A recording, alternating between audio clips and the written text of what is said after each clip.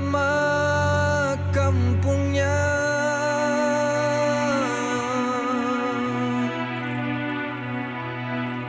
Sudah diterangkan pada mulanya.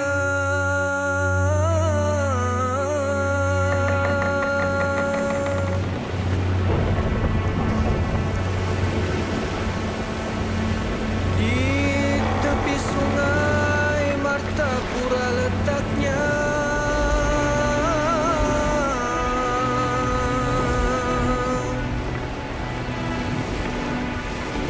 Menuju Banjarmasin arah tujunya.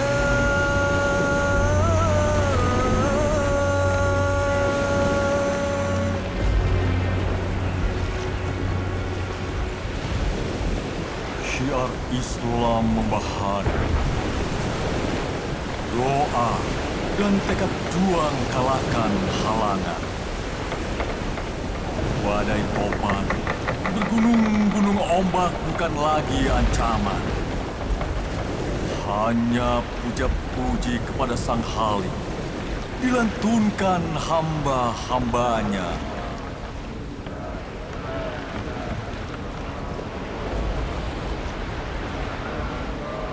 Mengembara di alam kontemplasi, menyeruak, memaknai perjalanan batin.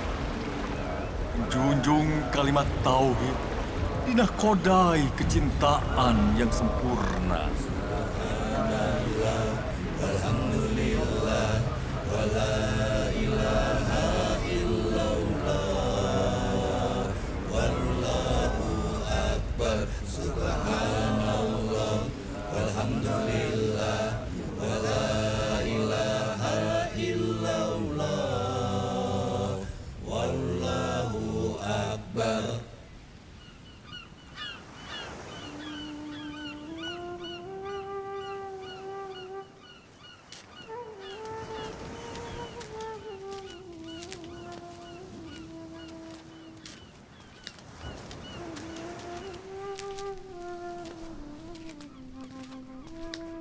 Selamat datang di tanah Betawi. Tanah di mana banyak masjid yang dibangun oleh wali-wali Allah. Masya Allah, rasa syukur yang tak terhingga saudara-saudaraku. Abdul Somad Al-Falembani, Daud Al-Fatani, yang mau jauh-jauh meninggalkan tanah airnya sendiri demi mengantarkan kami sampai ke tanah Betawi. Sebelum Syekh Muhammad Arsad dan Abdul Wahab bertolak ke tanah Banjar. Sungguh berat nian rasanya melepas sahabat sekalian yang telah suka duka menuntut ilmu bersama selama ini.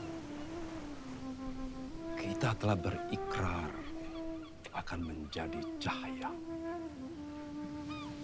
menyikap tabir dari kegelapan menuju terang.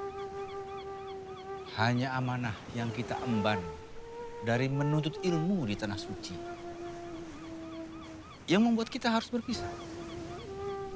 Demi membesarkan syiar di tanah air kita masing-masing, demi tegaknya cahaya Islam. Ayo Syekh.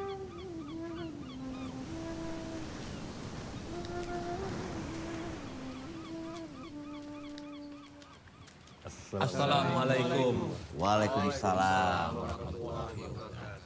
Sungguh suatu sambutan yang sangat meriah dari Syekh Abdullah dan para ulama-ulama Jawi, penegak panji-panji Islam yang dimuliakan Allah.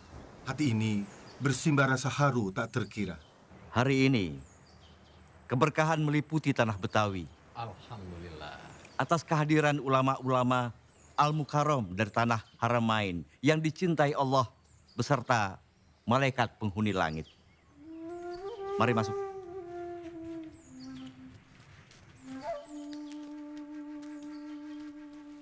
Syekh Muhammad Arsyad dan Syekh Abdurrahman Al-Misri beserta para sahabat sempat singgah di Pulau Penyengat. Benarkah kabar itu? Allahumma na'am, ya Syekh Abdullah. Kami singgah dulu di beberapa tempat, di Pulau Penang, Perak, lalu singgah ke Tumasik, dan terakhir kita mampir ke Pulau Penyengat Riau. Kami mengajar di masjid-masjid di sana. Alhamdulillah, banyak ilmu yang kami dapatkan saat mengajar. Sultan Riau sangat mendukung syiar dakwah di sana. Bahkan sebagai rasa syukur kepada Allah, beliau berkenan memberikan buah tangan yang elok kepada kami sebagai tanda kenangan dan rasa syukur.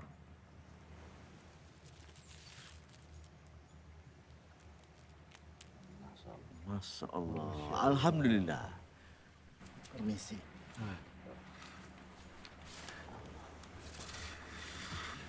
Selama di Tanah Suci, siapa guru-guru dan syekh-syekh antum sekalian? Di Mekah, Ana dan Syekh Abdul Somad belajar fikih kepada Syekh Athaillah bin Ahmad Al-Misri Al-Azhari. Atas izin Syekh Athaillah, kami pergi ke Mesir lewat Madinah.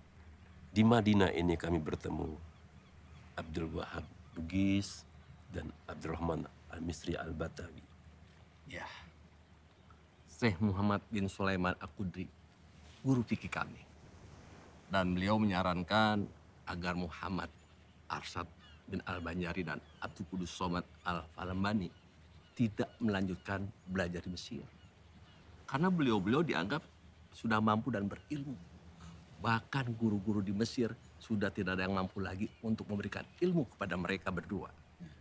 Guru tasawuf kami berempat adalah Syekh Muhammad bin Abdul Karim As-Saman Al-Madani.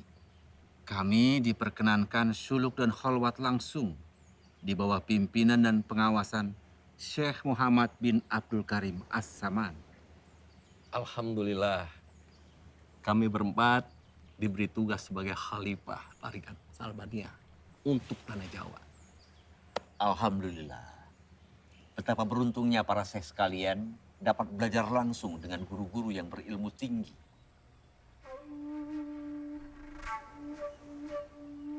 Masjid ini kurang tepat arah kiblatnya. Berita yang Ana dengar tentang banyak arah kiblat di tanah Betawi yang tidak tepat tampaknya benar.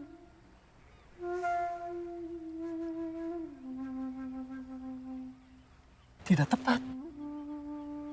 Alafu ya Syekh Abdullah, sejak masjid ini dibangun, apa pernah dihitung lagi arah kiblatnya? Oh, belum pernah, Syekh.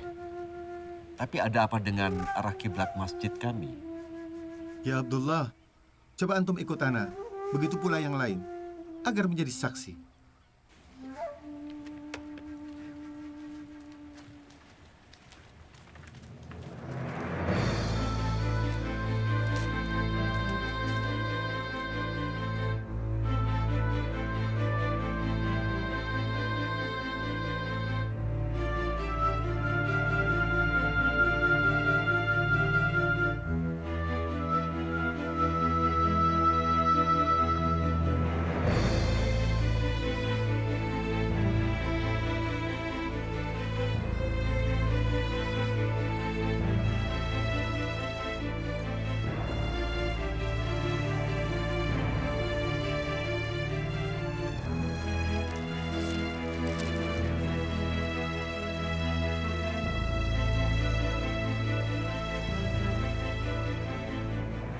Salah satu titik sudut segitiga bola trigonometri ini adalah letak kota Mekah.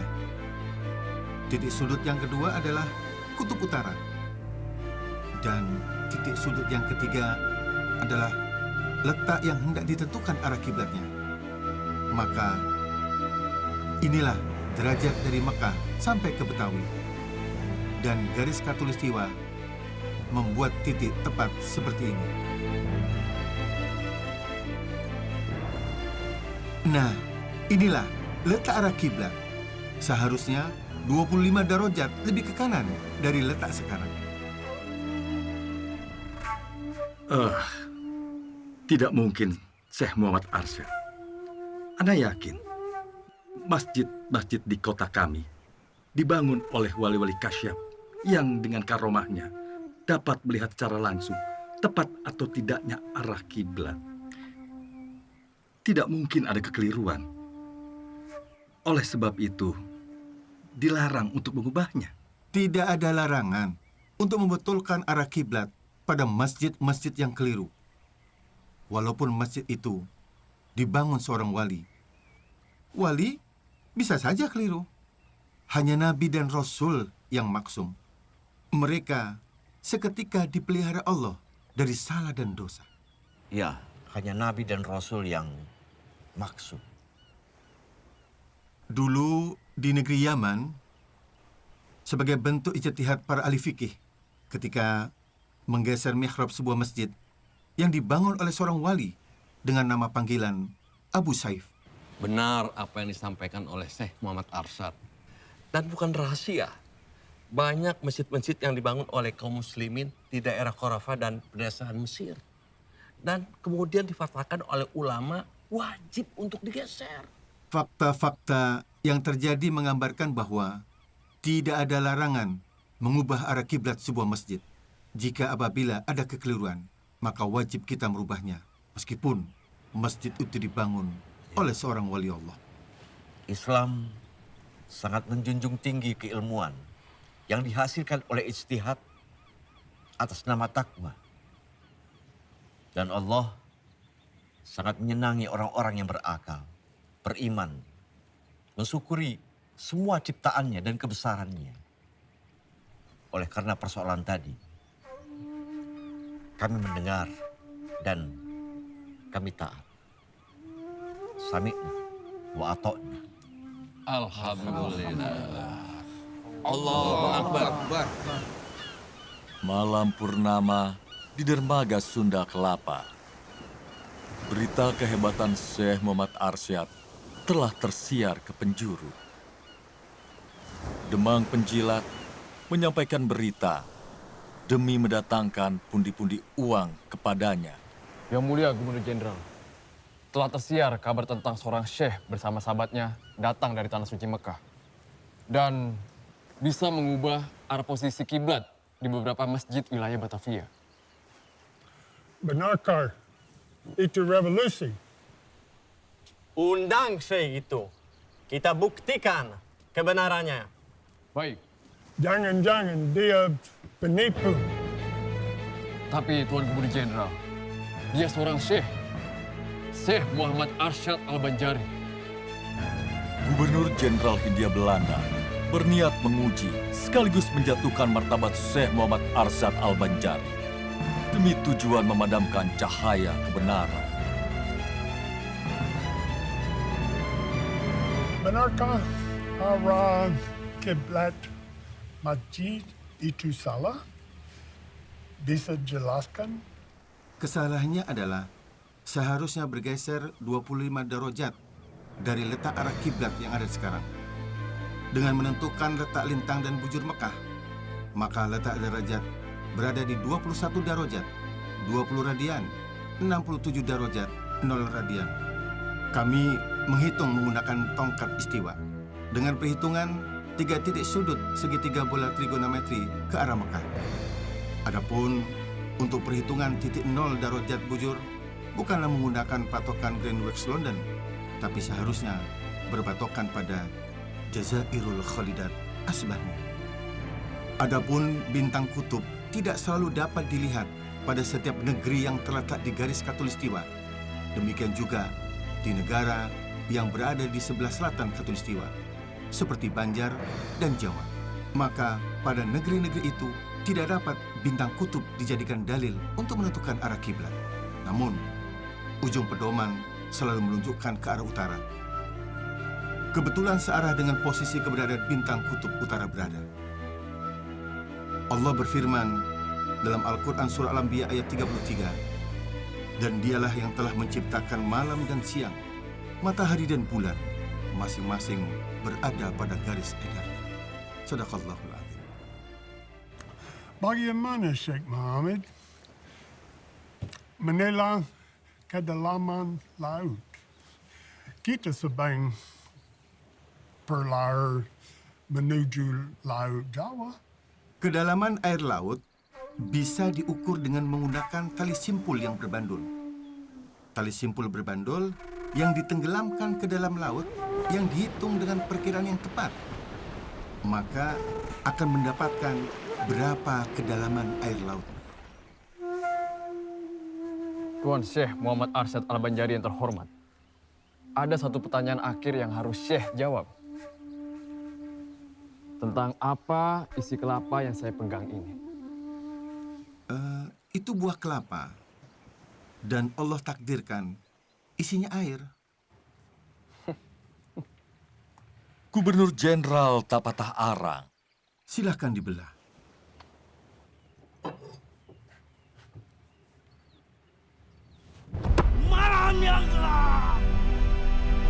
Malam purnama menjadi saksi kelicikan Demang atas restu sang gubernur.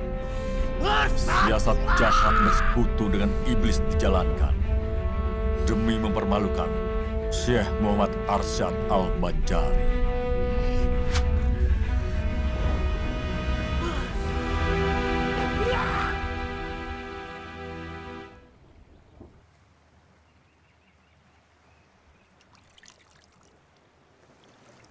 Ahli-ahli sihir itu tidak memberi mudorot dengan sihirnya kepada siapapun, kecuali dengan seizin Allah.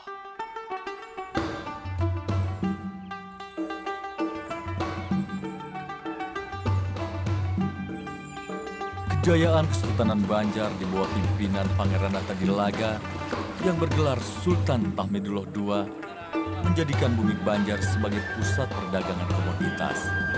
Lada hitam, madu, rotan, emas, intan, damar, hingga kulit binatang. Pemimpin-pemimpin wilayah di Kesultanan Banjar bekerja keras memakmurkan warganya atas petunjuk Sultan Tahmidullah II.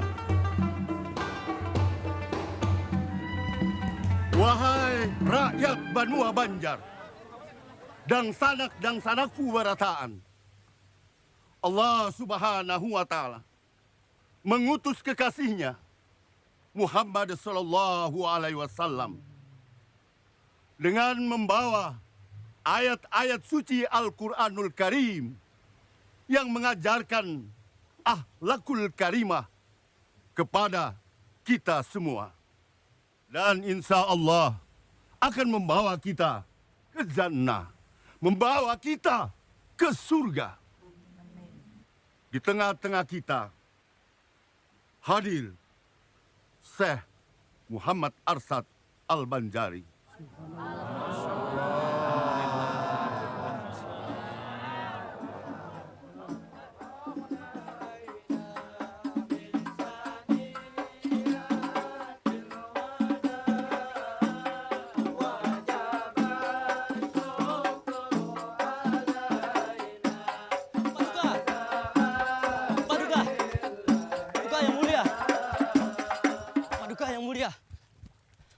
Paduka yang mulia, Tuan Guru Muhammad Arsyad yang kita cintai telah tiba di tanah Banjar. Apa benar kabar yang saya dengar ini? Benar, Paduka yang mulia. Sekarang di mana Syekh Muhammad Arsyad berada? Kabar ini ulun dengar dari teman masa kecil beliau yang baru saja tiba dari dermaga. Mereka sempat bertemu di Sungai Barito ketika Tuan sedang bersandar sejenak di dermaga Muara Sungai. Dan tak lama lagi, Paduka, Tuan Guru Muhammad Arsyad akan tiba di dermaga Martapura. Ini sebuah berita gembira.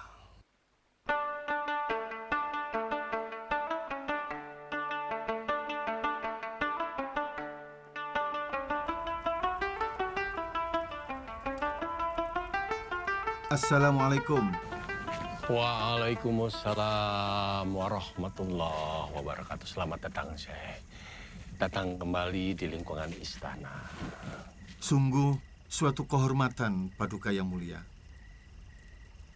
Ulun sama sekali kada mengira jika Sultan berkenan menyambut sendiri kedatangan ulun. Ini seperti Datuk lihat, kami rutin mengadakan badadamaran setiap malam salikur di bulan Ramadan. Begini, Datuk, memerlukan ulama berilmu untuk membimbing umat mengenal Allah dan mencintai Islam sebagai pedoman hidupnya. Karena itu, bertumpuk harapan kami limpahkan kepada Datuk agar rakyat Banjar terlepas dari kebodohan dan menjadi umat yang bertakwa. Karena kami yakin Datuk adalah ulama penegak panji Allah. Tak terasa, kurang lebih 30 tahun Ana meninggalkan Martapura.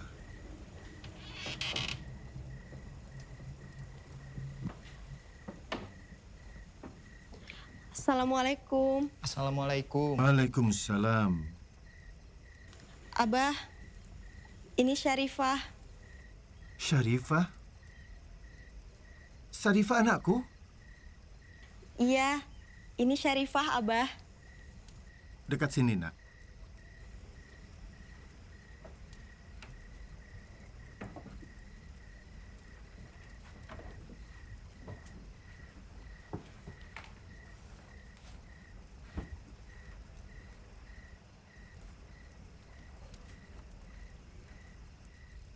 Seperti mimpi rasanya bertemu Abah. Selama ini, Mama hanya bisa menyabarkan Syarifah. Bila Syarifah rindu dengan Abah. Syarifah, Ikam sudah ganal, nak. Lawan Bungas lagi. Waktu di Mekah, Amang Jainal memberikan cincin milik Ikam, Syarifah. Tanda Ikam itu sudah ganal, nak. Dan Ikam nakai sudah wayahnya untuk menikah. Abah, Ulun sudah dinikahkan dengan seseorang oleh Sultan.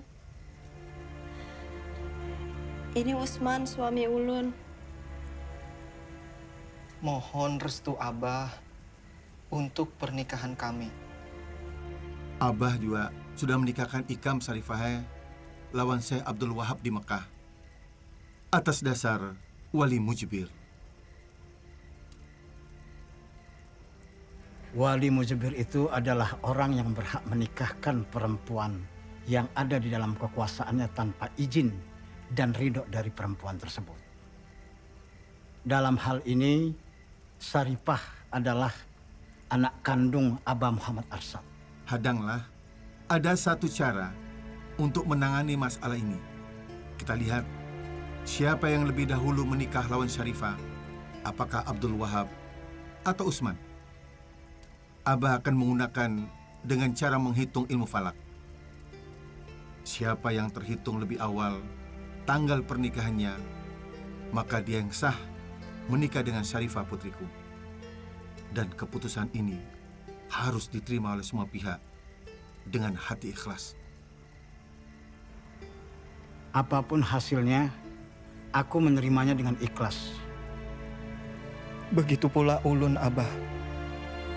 Ulun terima saja takdir dari Allah, Abah.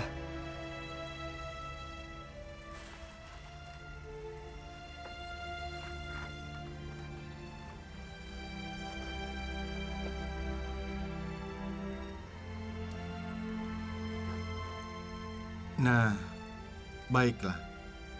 Hasil sudah didapatkan. Berdasarkan perhitungan falak, ternyata pernikahan Syekh Abdul Wahab lawan Syarifah lebih dahulu daripada pernikahan Usman lawan Syarifah. Ini disebabkan karena hasil dari perhitungan ilmu falak itu sendiri. Maka pernikahan Abdul Wahab dengan Syarifah putriku menurut agama syah. Ulun terima hasil ketetapan Abah. Dan Ulun mengikhlaskan Syarifah demi kebahagiaan Syekh Abdul Wahab.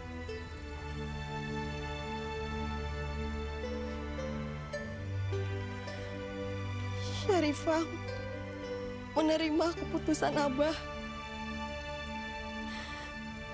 Karena itu sudah kehendak Allah.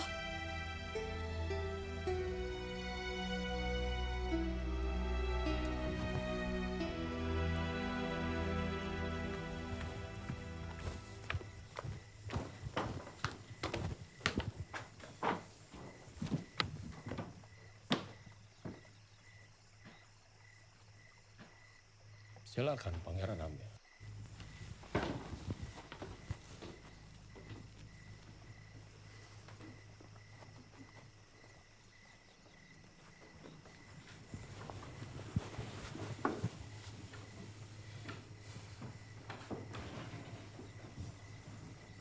Sudah saatnya Paman Pangeran Natadilaga menyerahkan kesultanan padaku untuk menjalankan pemerintahan Kesultanan Banjar. Pangeran Amir, takdir Allah sudah ditentukan. Aku Pangeran Natadilaga yang sekarang bergelar Sultan Tahmidullah II telah membangun peradaban negeri Banjar hingga maju seperti sekarang ini. Apabila negeri Banjar dijalankan oleh orang yang salah, maka Kesultanan Banjar akan hancur dalam waktu singkat. Itu hanya alasan Paman. Lalu bagaimana dengan wasiat abah kami? Sultan Muhammad Aliuddin Aminullah yang mewasiatkan bahwa tahta akan diturunkan pada anak-anaknya. Dan kami semua sudah pantas menduduki tahta itu, Paman.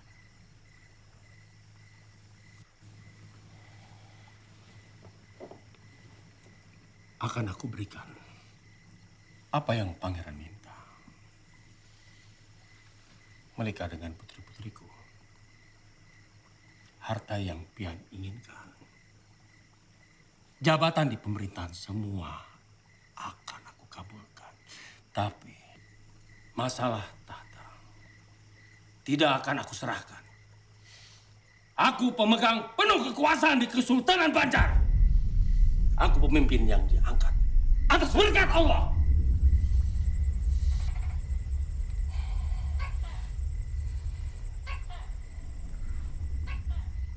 Baik.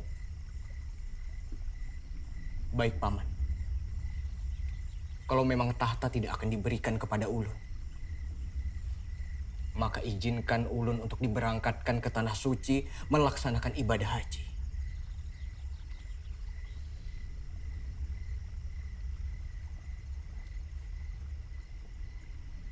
Cita-cita yang sungguh mulia, Pangeran Amir.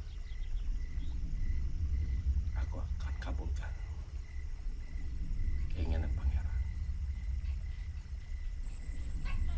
Segala biaya dan perlengkapan akan ditanggung Kesultanan Banjar.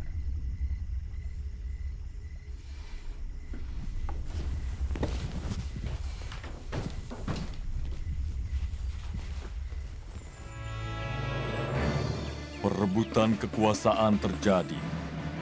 Pangeran Amir, anak Sultan Banjar Muhammad Aliuddin Aminullah, yang gagal naik tahta pada tahun 1785, menuntut hak tahtanya. Namun tuntutan itu tidak diindahkan oleh walinya sendiri, Pangeran Natadilaga atau Sultan Tahmidullah II. Malam ini, kita rebut kekuasaan dari Sultan Natadilaga. Kesultanan Banjar ada di sini.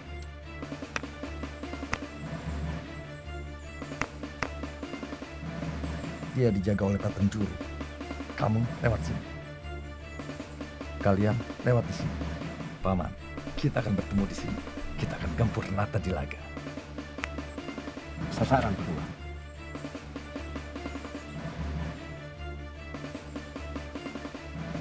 Mari kita berangkat.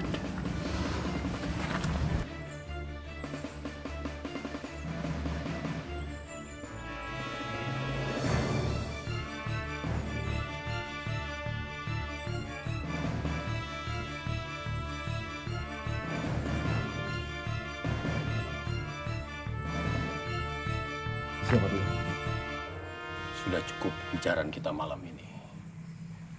Saya mau istirahat. Paduka! Paduka yang mulia. Panglima. Ada kabar dari mata-mata kita. Pangeran Amir serta pasukan terpilihnya malam ini akan melakukan serangan diam-diam ke istana. Mohon izin Paduka. Ulun siap melumpuhkan serangan ini. Tumpas perlawanan mereka. Siap, Paduka. Tunggu. Pangeran Amir jangan sampai terluka. Siapkan pedang. Daulat Paduka.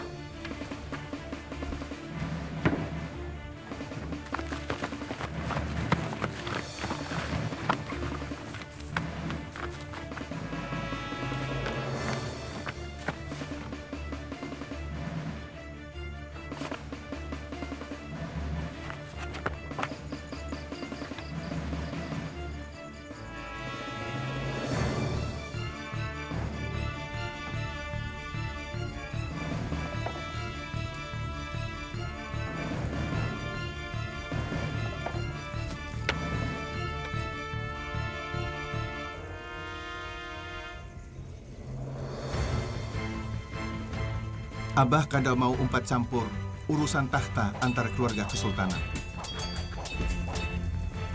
Masalah tahta adalah masalah rumit. Kedua belah pihak punya keinginan untuk berkuasa. Tugas Abah hanya mengembangkan agama Islam bagi masyarakat Banjar. Ini lebih penting bagi Abah daripada ikut masalah perebutan tahta. Bagi Abah, negeri yang dipenuhi oleh insan yang bertakwa adalah negeri yang dirahmati Allah. Semoga pertikaian tahta ini cepat selesai dan tidak menjadi peperangan lagi. Peperangan mengorbankan rakyat tak berdosa. Namun, perang juga menjadi gerbang perubahan nasib suatu bangsa. Tahan. Biarkan pangeran lari. Takdir perubahan telah dicatat di Lauhil Mahfuz. Ditetapkan Allah dalam rahasianya berhasil atau gagal.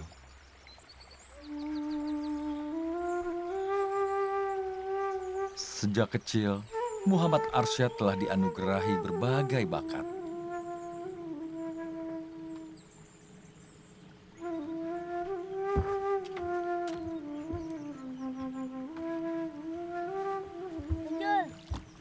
Ambil lagi.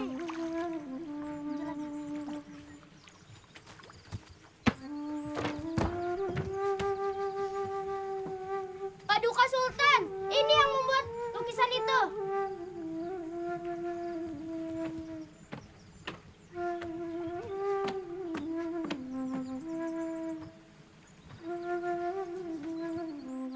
Betapa indah lukisan ini. Siapa nama Ananda? Nama ulun Muhammad Jafar. Kenapa Ananda melukis gambar, sungai, perahu, dan gunung-gunung? Di sekitar lukisan, gambar, lafaz Allah. Allah menciptakan semuanya. Gambar sungai mengalirkan air supaya perahu-perahu bisa berjalan di atasnya. Kalau gunung itu tinggi, ujungnya runcing. Bentuknya seperti perahu terbalik. Kalau gunung tidak bisa terbalik, maka sebaliknya. Cerdas nian, Ananda. Masih kecil, namun pikirannya dalam seperti orang dewasa. Begitu pula lukisan, kaligrafi, sangat indah. Paduka, Ananda ini seperti Galuh. Kelak dibuka menjadi intan bernilai tinggi. Dia sungguh dianugerahi setumpuk bakat. Anak ini akan kubawa ke istana untuk dididik. Cari orang tuanya. Tertumpah rasa kasih sayang seisi istana kepada Muhammad Arsyad yang mempunyai nama lahir Muhammad Jafar. Gurunya sangat kagum atas kepandaian muridnya.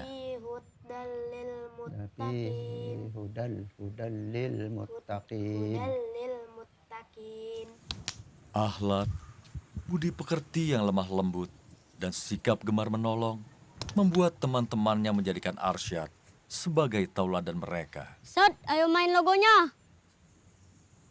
Nah, boleh Arsyadnya.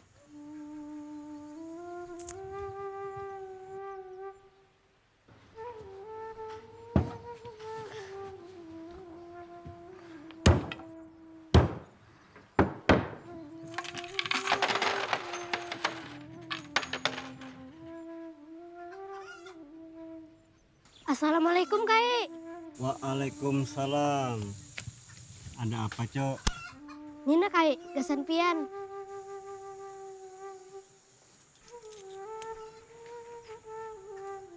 Terima kasih, Cula. Nggih, sama-sama. Nun permisi dulu lah.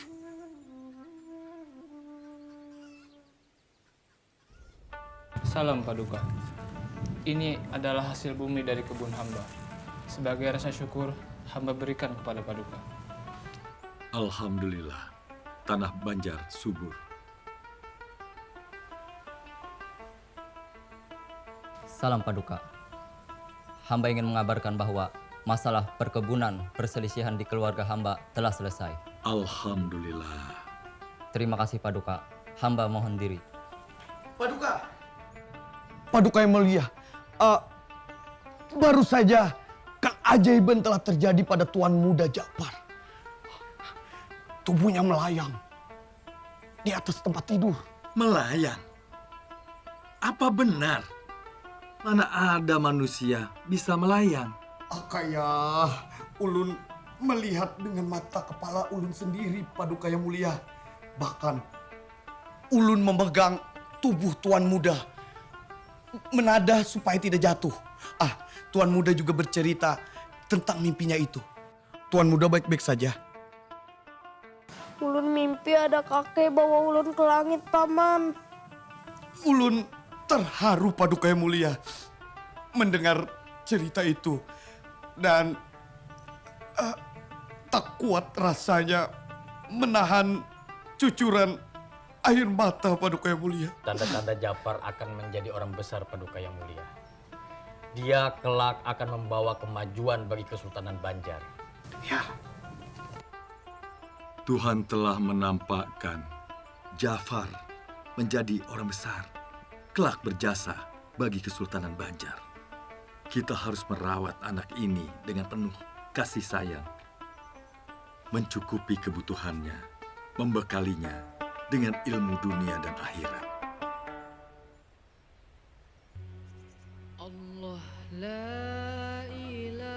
Ulun Muhammad Arsyad. Pian Burungai akan ulun kawat dengan kasih sayang. Masa remaja Muhammad Arsyad dilalui pada saat Sultan Hamidullah, berlanjut ke masa Sultan Tamjidillah berkuasa.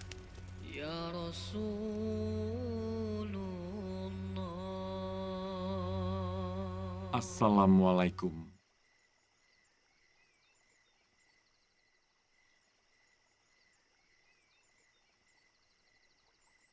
Ananda Arsyad, usiamu sudah pantas untuk menikah. Ada seorang perempuan yang saleha yang saya pilih untuk mendampingi Ananda. Supaya hidup Ananda tenang, tak kalah menuntut ilmu. Ngaran perempuan saleha itu adalah Bajut.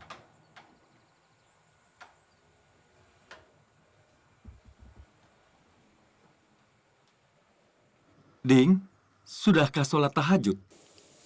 Baru saja selesai, Kanda.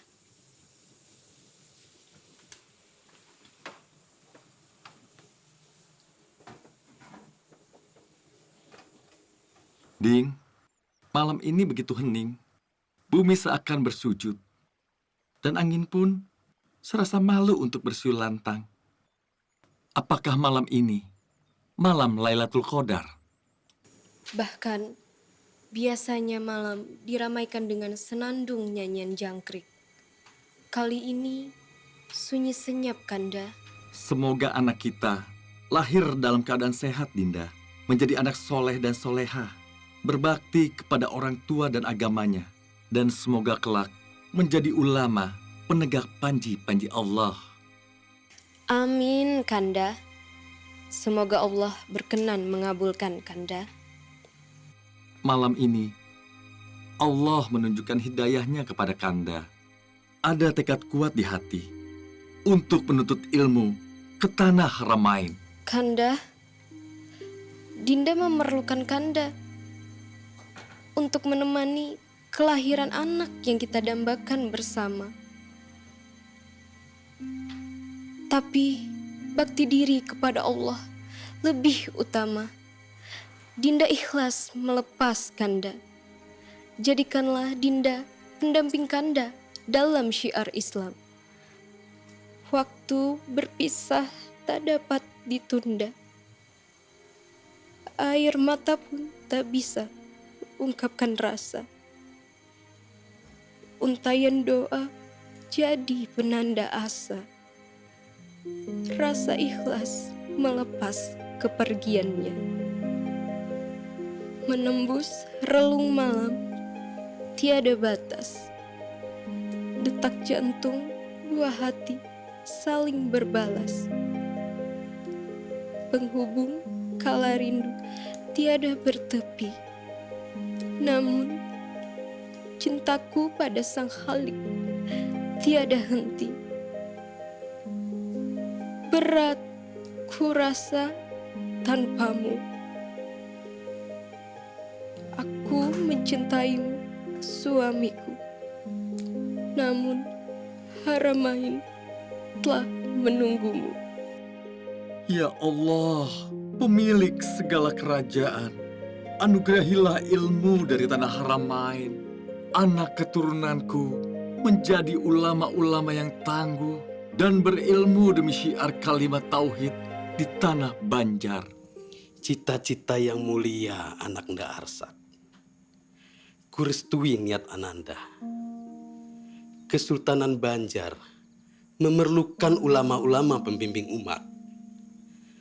Kesultanan akan maju di bidang keagamaan dan ilmu pengetahuan. Islam menjadi kemaslahatan bagi rakyat Banjar. Muhammad Arsyad Muda menuntut ilmu agama dan pengetahuan umum di Mekah selama 30 tahun. Di Mekah, karena kecerdasannya, Muhammad Arsyad diberi izin untuk mengajar di Masjidil Haram.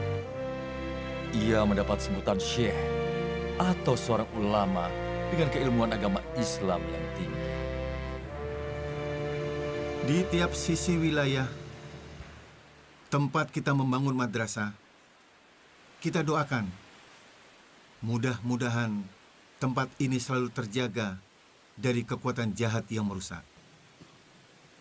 Di mana ada kebaikan bersemi, di situ kejahatan tak akan diam.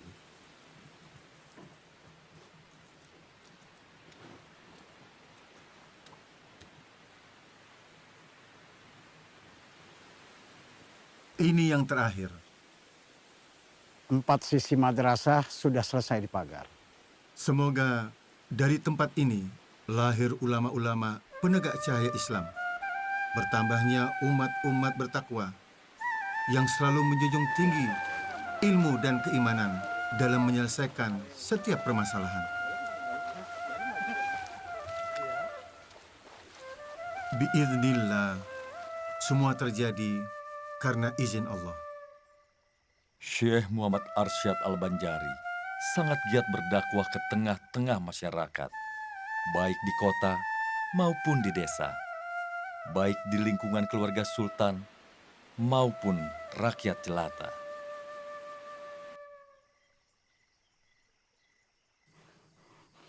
Dasar binahong. Seberatan rencana Unda jadi kacau. Unda sudah hendak membangun rumah judi lawan gelanggang besaung ayam. Ini gara-gara dibangun madrasah di kampung dalam pagar. Jadi kacau. Jamu. Apa hebatnya agama? Apabila Sultan Banjar tolak menyerang ke pasir, kita serang juga secara mendadak. Kayak apa? Aku. Sabar, Bauntonglah. Assalamualaikum. Ada apa loh? Guru, anak ulun lawan ulun kelaparan.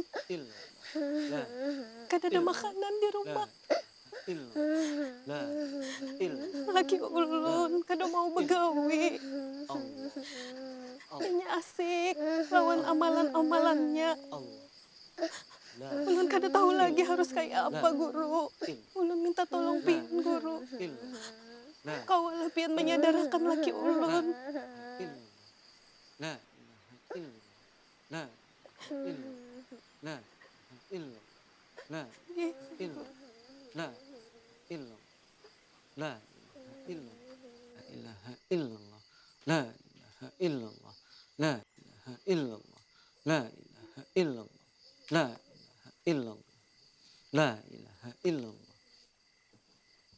Nang, maukah Ikam menjadi orang pilihan untuk bisa bersama dengan Rasulullah di surga kaina? Inggih, ulun hendak benar bersama Rasulullah, kekasih Allah, supaya ulun kau melihat wajah Allah. Mencari nafkah itu adalah jihad fisabilillah. Berjuang di jalan Allah. Bila Ikam mengikuti apa yang Rasul lakukan, maka Ikam adalah pengikut Rasul. Dan berhak kelak hidup bersama Rasul. Rasul SAW bersabda, sesungguhnya, bila seseorang bekerja untuk mencari nafkah, serta mencukupi kedua orang tuanya, maka ia pun fisabilillah. Berjuang di jalan Allah. Bahkan baginda Rasul SAW pernah saat masih kecil mencari nafkah dengan mengembala ternak orang lain. Beliau kian mahir berdagang. Bahkan sebelum kenabiannya, beliau dikenal sebagai seorang pedagang yang sukses dan terpercaya. Maulah Ikam berjihad fisabilillah, mengikuti Rasul yang kita cintai. Inggih, ulun hendak benar jadi pengikut setia Rasulullah SAW. Mudahan Allah meridhoi niat ulun bagawi mencari rajaki gasan menghidupi anak bini ulun. Mudah-mudahan kami selamat dunia akhirat. Amin. Dunia ini hakikatnya menjadi alat untuk menggapai kebahagiaan akhirat. Abah minta maaf, nak. Abah sayang. Mudah-mudahan kita selamat dunia akhirat. Nyaman dunia akhirat. La ilaha illallah, la ilaha illallah, la ilaha illallah, la ilaha illallah, la Alhamdulillah, ulun sudah mulai mengerti yuk. Ayo cepetan masuk, nanti terlambat.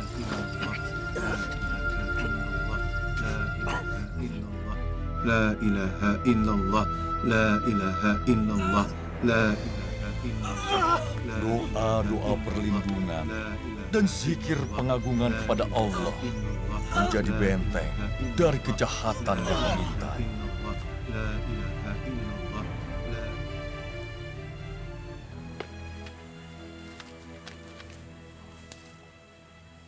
Ini dasar binahong. Kenapa nangka itu jangan kawa? Hah? Wow! Sudah dipadahi. Kenapa? Kada pintar nih. Sudah aku padahi, bakar bila perlu.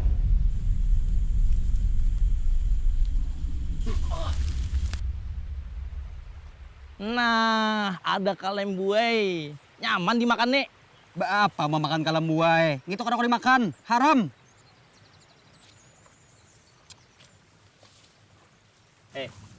Kalem buai itu halal dimakan. Nah, kalem buai itu haram. Nah, dari mana dasarnya ikam nih? Bungo dipelihara. Mau kamu nyambati bungo? Ngaranya kalem buai itu pasti haram sudah. Nah, melawan kah? Assalamualaikum. Waalaikumsalam. Tuan Guru, hati boleh panas, kepala harus tetap dingin. Bubuh nikam jangan saling menyakiti lah. Berdebat boleh aja, tapi jangan emosi, lantas lepas kendali. Bubuh nikam berdebat tentang kalembui kalau halal atau haramkah bila dimakan. Inggih, Tuan Guru.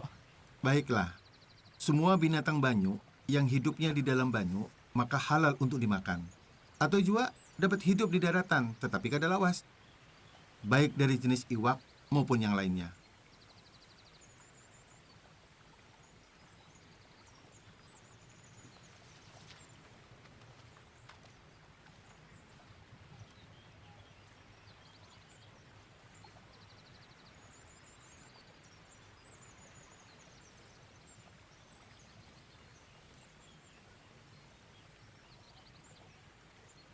Haram memakan kalomboy. Karena apa? Karena berdasarkan kayapa hidupnya, bisa hidup lawas di banyu atau lawas di darat. Amun haleleng halal Japang dimakan, karena hidupnya lawas di banyu.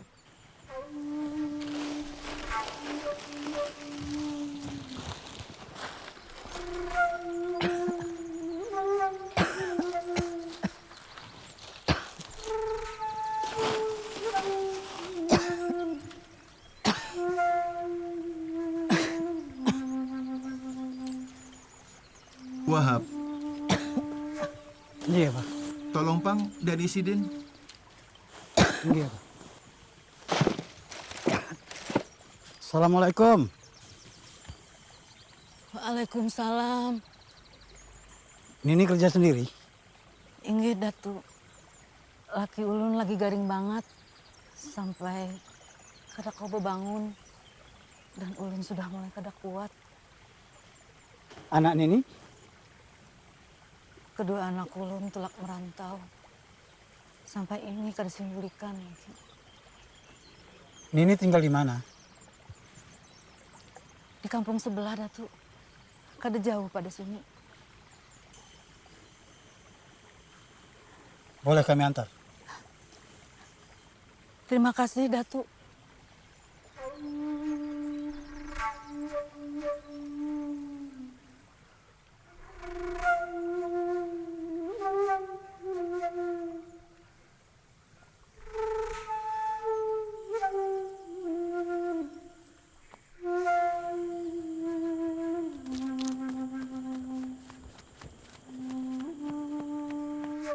Assalamualaikum. Silakan masuk, Datu. Ayo. Silakan duduk, Pak Tuan Guru.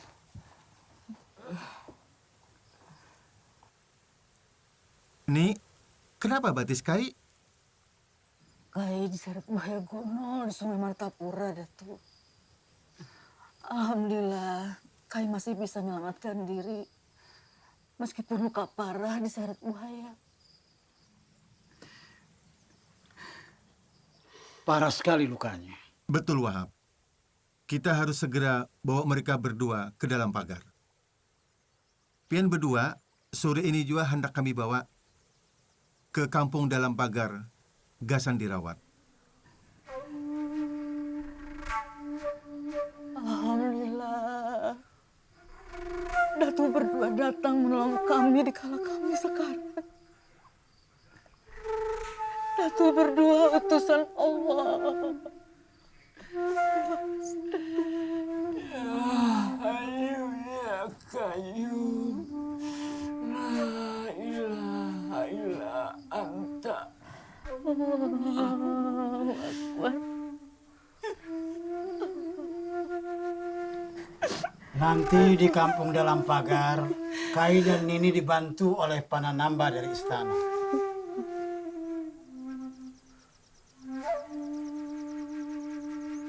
Abah, sepertinya banyak sekali persoalan di kampung dalam pagar ini yang harus dibenahi. Harus ada hukum fikih yang mengaturnya. Tuan Guru, tolonglah kami, Tuan Guru, tolong kami. Jenazah yang kami makamkan itu keluar dari liang lahat.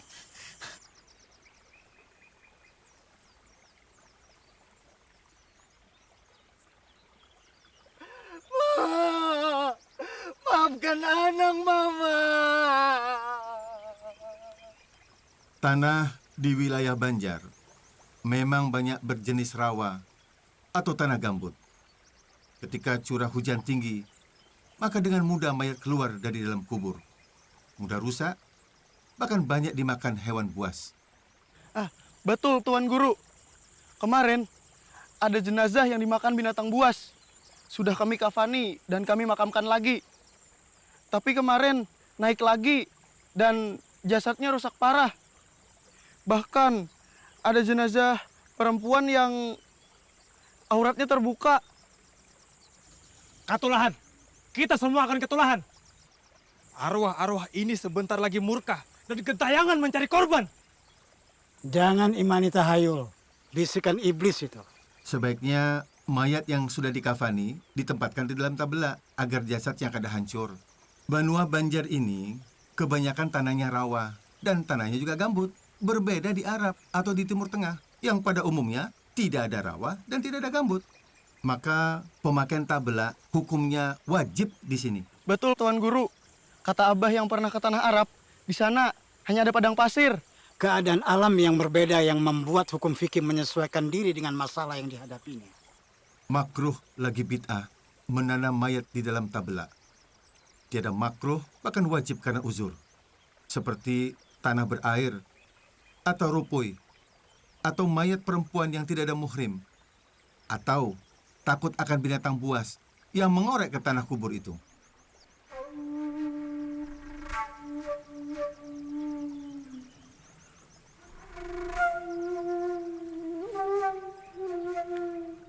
Ayo, Syekh.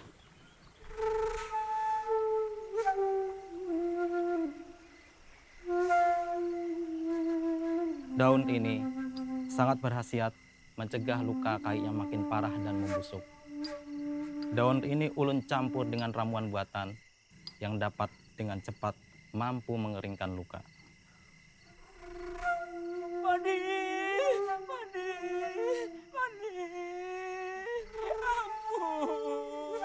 ampun, Padi, Padi, Padi, Padi. Ini ramuan dari tanah Hindi, Datuk. Pengobatan daun kelor ini sudah ada sejak bahari kala. Ulun terima kasih banyak. Pian mau mengobati ulun. Paduka yang mulia, alhamdulillah, Kesultanan yang Paduka pimpin sangat maju perekonomiannya. Pembangunan terjadi di mana-mana. Pengajaran Islam maju pesat. Mengaji dan membaca tulis Arab Melayu semakin membumi. Rakyat Banjar semakin mengenal tentang tauhid dan fikih. Pengajaran ilmu nahwu dan sorof yang diajarkan guru-guru dalam bahasa Arab memudahkan santri-santri bisa membaca dan memahami kitab-kitab berbahasa Arab, insya Allah. Dari pesantren kampung dalam pagar ini, bermunculan para mubalik, ulama, guru agama, serta orang alim. Insya Allah.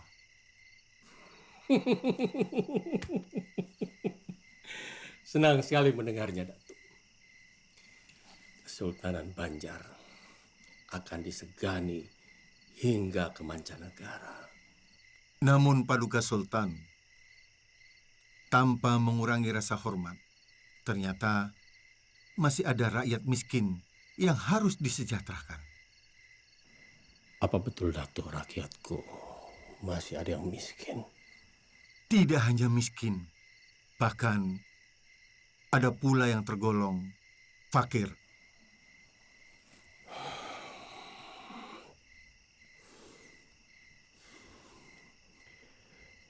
Kemiskinan adalah cermin dari kegagalan suatu negeri. Aku sebagai penguasa Kesultanan Banjar tidak akan membiarkan hal ini akan terjadi.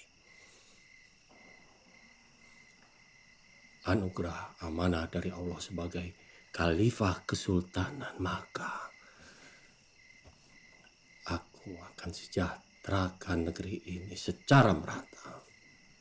Akan aku kerahkan segenap kemampuanku, Datuk. Baik Paduka Sultan, sebagai orang Banjar akan mencurahkan segenap pemikiran, mendukung daya dan upaya Paduka dalam rangka mengentaskan kemiskinan.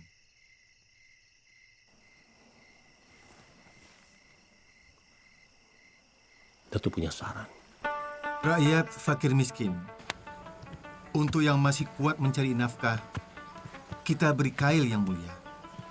Sedangkan yang tidak mampu bekerja, seperti orang lumpuh, buta, jompo, diberikan bantuan yang sifatnya rutin, sehingga kebutuhan mereka tercukupi dan layak.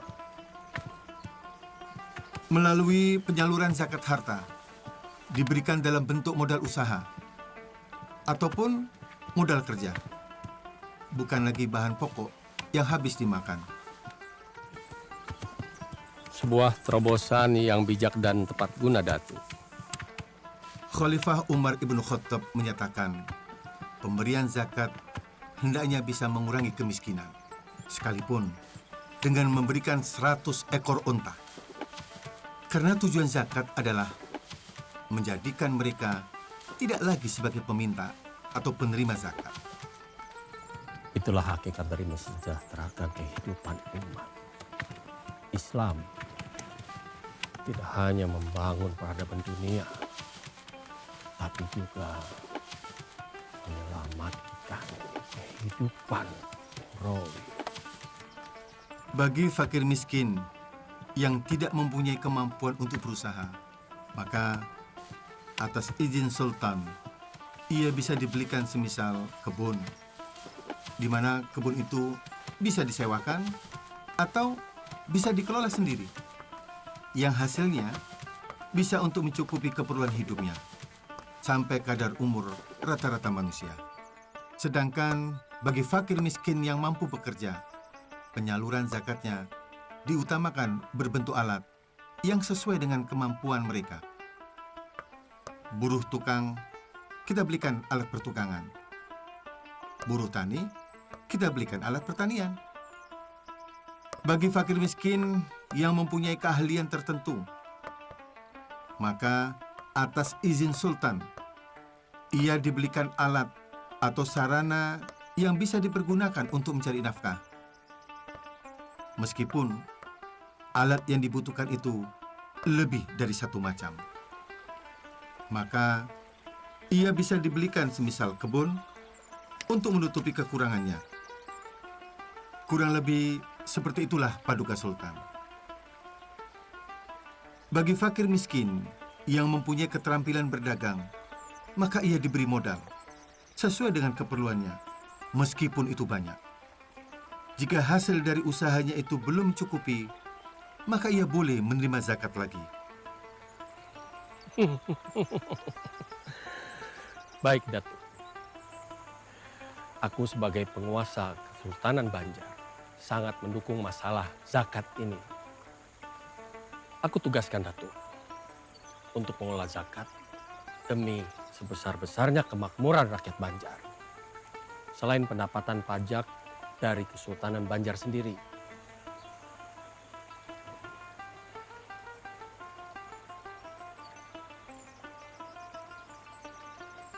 Tuan Guru! Assalamualaikum Tuan Guru!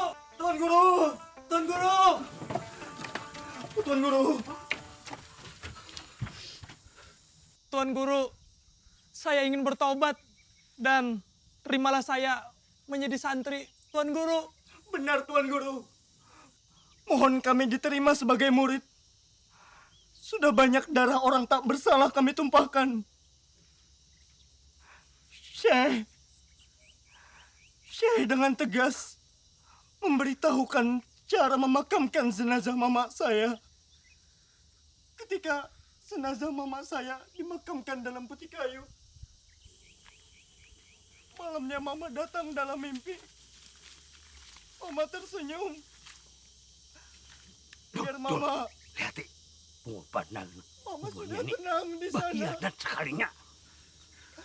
Ubahlah tingkah laku Ika Manang. Syekh. Ini Reh, naga-naganya pacangan jadi musuh pribadi Unda.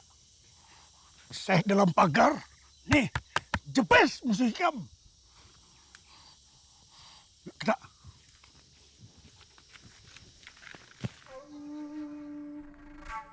Abdul Wahab Abah baru saja membuat tanda sudetan sungai untuk membuat sungai buatan guna mengatur pasang surutnya air, mengairi sawah-sawah yang kering, menjadikan alat lalu lalang perahu. Ini semua dapat menghidupkan perekonomian di wilayah Banjar. Sudetan ini mempermudah pedagang-pedagang untuk datang dari mana saja dan berniaga di Martapura. Sistem pengairan sebagai bagian dari kebudayaan leluhur yang dikenal oleh masyarakat Banjar. Ada berbagai ragam bentuknya. Ada anjir, andil, tahta, syaka, dan antasan. Lalu sudetan yang Abah lakukan ini apa namanya? Handil, saluran kedua yang bermuara pada sungai. Kita bisa kerahkan para santri untuk melebarkan sungai lebih dari 30 meter dengan kedalaman 7 hingga 10 meter. Kita mulai kerjakan awal kemarau, semoga selesai di musim hujan. Sistem pengendali banjir berlaku sistem pasang surut yang mempertemukan Sungai Martapura dari Pegunungan Meratus dan Pegunungan Pamatun, sehingga jadilah anak sungai yang dapat mengalirkan air membelah Sungai Martapura dan Sungai Tuan. Kemudian anak sungai itu disempurnakan sehingga berfungsilah sebagai irigasi yang dapat mengatur jalannya air. Dan diperoleh lahan yang dulunya tidak subur menjadi lahan yang subur. Hingga tanaman yang mereka tanam bisa panen dengan hasil yang mengembirakan. Dan perekonomian masyarakat Banjar akan tumbuh dengan baik.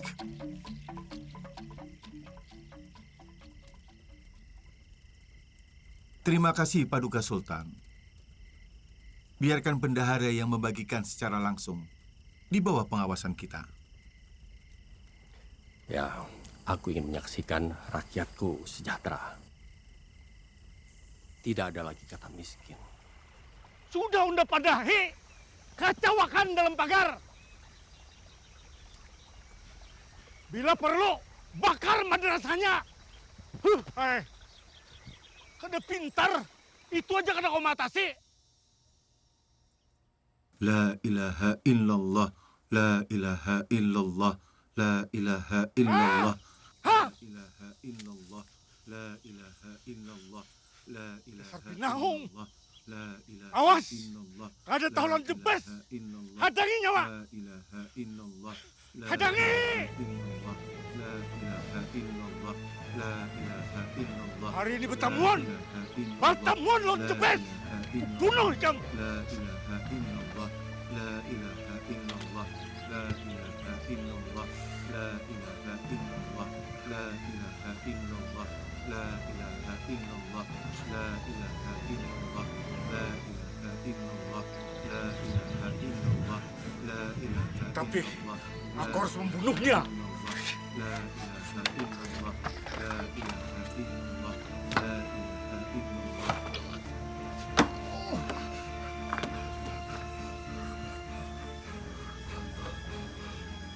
Bertobatlah sebelum waktumu habis.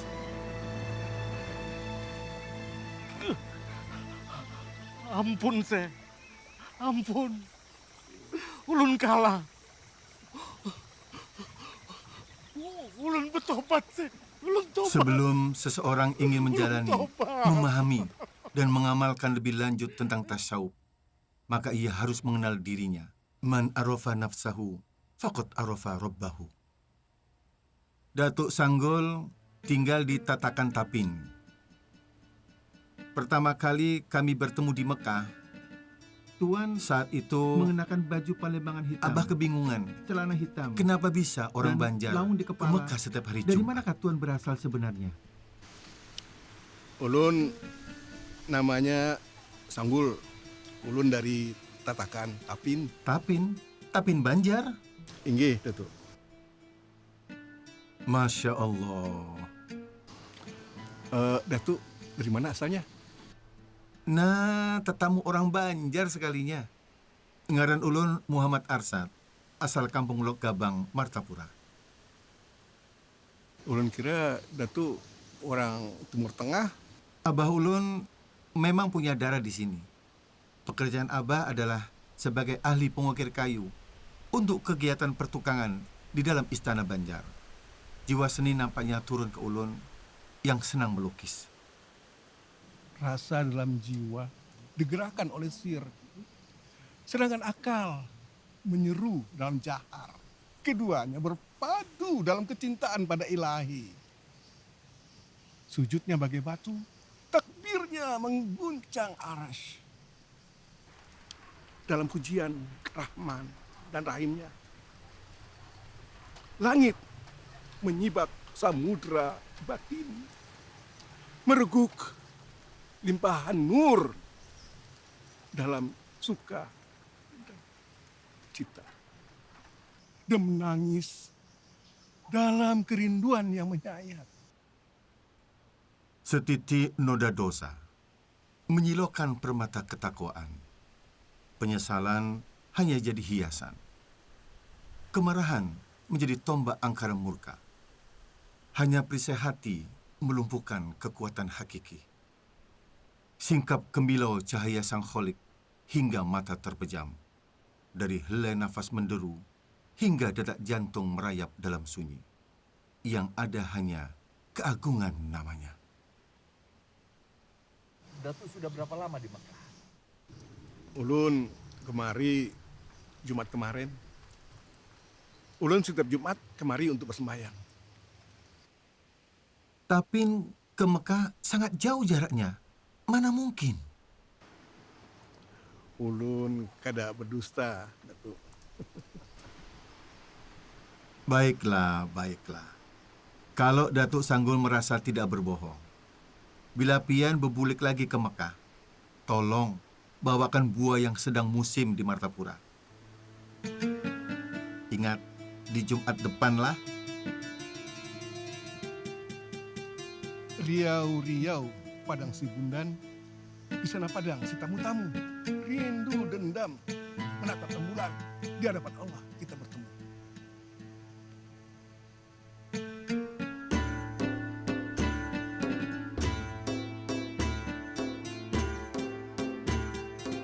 Ya, benar Datuk. Ini buah durian. Memang asli buah durian yang tidak ada di Mekah.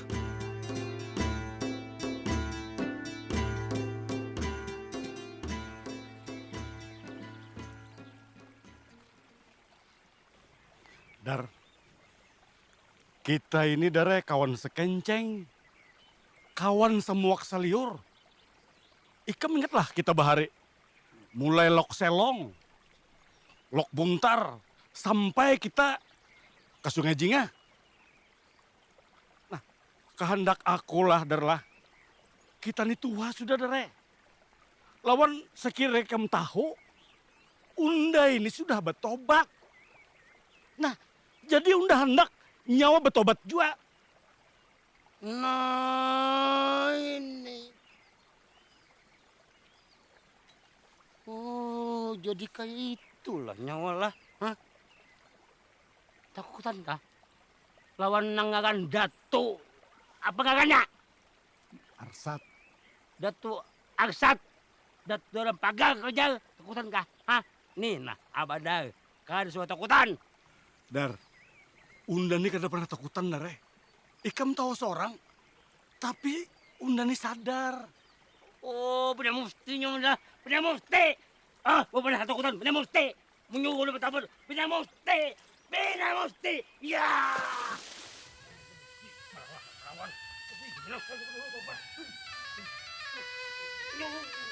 Ada main gue udah. Tobat ada muftinya mah. Apapun ini kada main udah tobat apa-apa itu. Karawa, pokoknya ini. Apa nyawa cengang-cengang? Hah? Apa nyawa cengang-cengang? Sini. Jangan.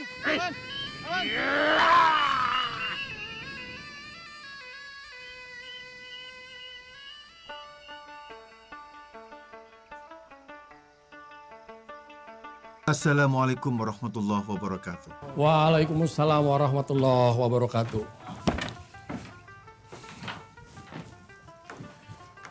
Begini Datuk, banyak permasalahan tentang fikih yang harus dijelaskan kepada masyarakat. Aturan-aturan fikih sangat membantu tatanan hidup rakyat Banjar. Apa Datuk Kalampayan bisa membuat aturan-aturan fikih yang nantinya bisa menjadi pedoman hukum, sehingga rakyat Banjar bisa semakin mudah mengenal aturan-aturan dalam Islam? Daulat Paduka Sultan, ulun memang punya rencana untuk menulis sebuah kitab. Dan ulun sudah mengumpulkan beberapa masalah yang terjadi di masyarakat Banjar yang akan ulun tulis dalam sebuah kitab. Bagus sekali, Datuk. Ternyata Datuk sudah mengumpulkan bahan-bahannya. Dulu saat ulun di Madinah, ulun sempat berdiskusi dengan Syekh Muhammad bin Sulaiman Al-Kurdi tentang masalah sultan-sultan di Tanah Jawi yang mewajibkan rakyatnya untuk membayar pajak dengan maksud untuk kemaslahatan bersama. Apakah itu boleh? Tanya ulun ke beliau. Lalu apa jawaban Syekh Sulaiman? Syekh Sulaiman Al-Kurdi menyatakan, boleh apabila untuk kemaslahatan. Bagi orang-orang yang tidak sholat Jumat dan sholat 5 waktu berjamaah, maka dikenakan denda oleh sultan. Intinya, beliau menjelaskan bahwa sholat Jumat itu jelas hukumnya fardu ain. Sementara sholat 5 waktu berjamaah berdasarkan pendapat yang kuat hukumnya fardu kifayah. Dan kata Syekh Sulaiman, wajib mengikuti perintah pemimpin selama perintah itu tidak menyalahi syariat.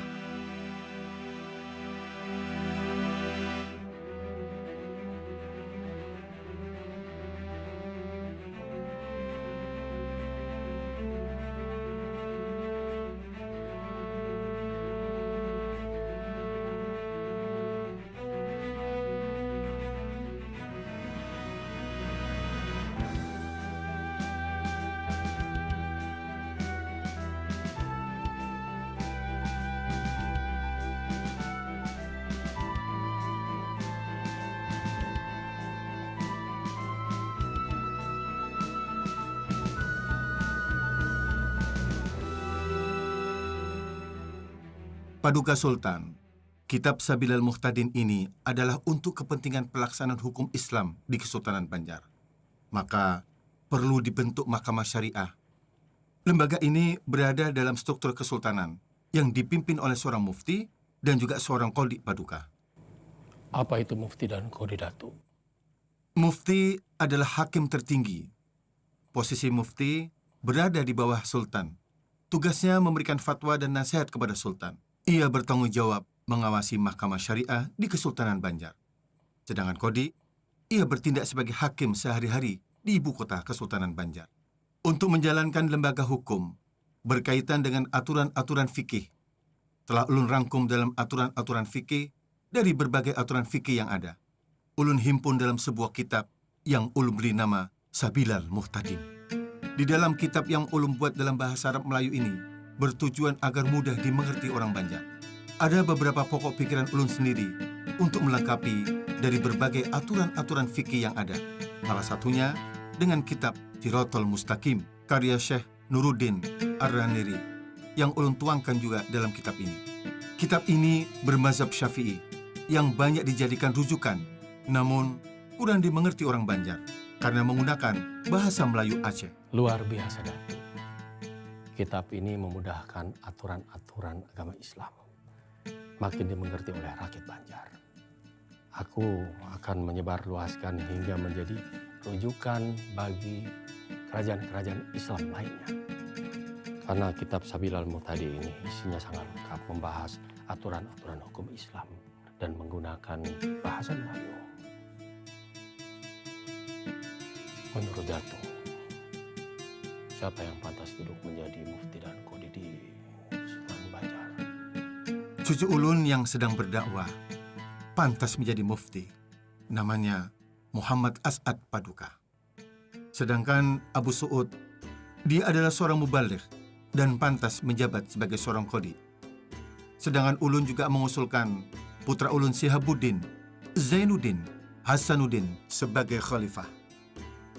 Kitab yang akan dijadikan undang-undang ini berisi lengkap dengan mahkamah syariahnya dan para pejabat yang akan menjalankannya.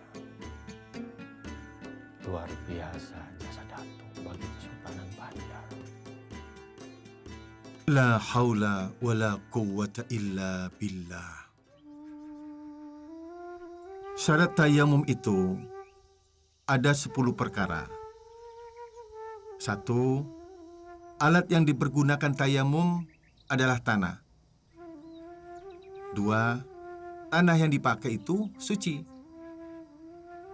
3. Tanah yang dipakai bukan tanah mustakmal, yakni yang sudah dipakai untuk kegiatan bersuci yang lainnya. 4. Murni dari campuran. Assalamualaikum warahmatullahi wabarakatuh. Waalaikumsalam warahmatullahi wabarakatuh. Ayuha.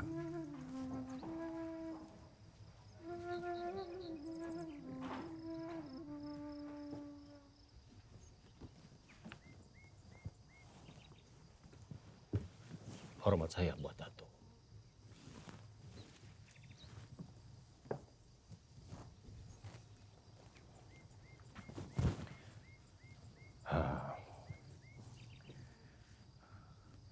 Datuk Harsyad, tampaknya Kesultanan Banjar membutuhkan tempat khusus untuk pendidikan agama Islam. Benar, Paduka Sultan. Demi perkembangan pengajaran, memang lebih baik ada tempat tertentu. Sehingga orang yang ingin belajar agama Islam, perhatiannya bisa lebih terpusat. Sekaligus memudahkan orang-orang dari wilayah manapun bisa datang ke tempat itu. Apa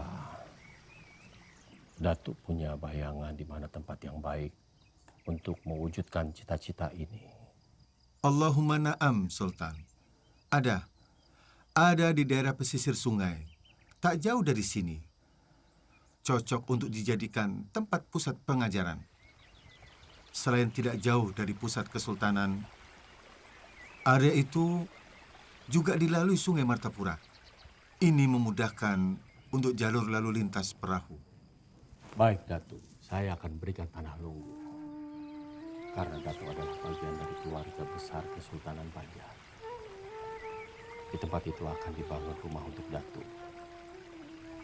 Dan saya berharap kelak nantinya di tempat itu akan menjadi pusat pengembangan agama Islam di Kesultanan Banjar.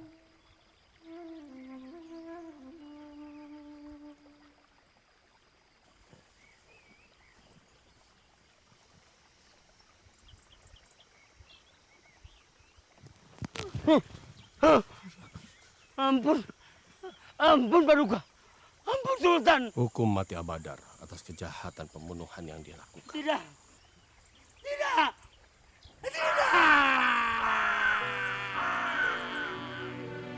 Suatu saat, Syekh Muhammad Arsyad Al-Banjari sangat ingin mengunjungi Datuk Sanggul sahabatnya. Dan Nanti kalau aku tutup usia, aku ingin saudaraku Arsyad yang memandikan jenazah. Dia tinggal di kampung dalam pagar Martapura. La ilaha illallah Muhammad Rasulullah. Innalillahi wa Assalamualaikum. raji'un.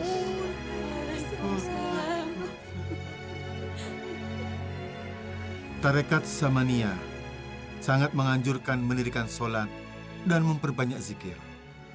Berperilaku lemah lembut kepada kaum fakir miskin. Berusahalah jangan mencintai dunia. Mengurangi peran akal basyariah. Sebaliknya, meningkatkan peran akal rubaniyah. Dan bertauhid kepada Allah pada zat, sifat, dan af'alnya. Syekh Muhammad Arsyad Al-Banjari selama 40 tahun berjuang tanpa pamrih, berdakwah, mengajar, mendidik, menulis kitab-kitab, serta membuka lahan-lahan pertanian, hingga membangun pusat keagamaan di Kesultanan Banjar. Perjuangannya bagai matahari yang menerangi kegelapan. Hingga kini, pemikiran dan kitab-kitab karyanya dipelajari di dalam negeri hingga ke mancanegara.